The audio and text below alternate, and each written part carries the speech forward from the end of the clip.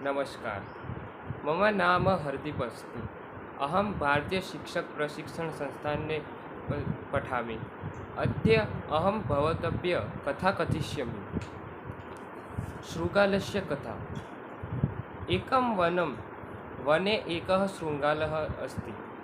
शृगालस्य बुभुक्षा, तस्य पिपासा अपि। सः तत्र गच्छति, किमपि न प्राप्यते। इतोपि गच्छति, किमपि न प्राप्यते।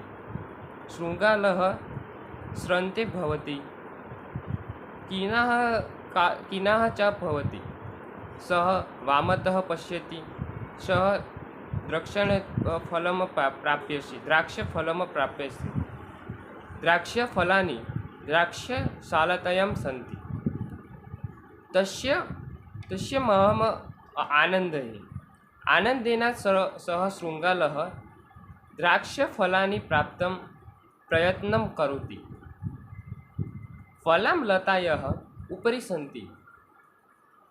सः उत्पत्ति एकवारम् उत्पत्ति, द्विवारम् उत्पत्ति, त्रिवारम् उत्पत्ति, पुनः पुनः उत्पत्ति, किन्तु फलानि बहु उपरि सन्ति।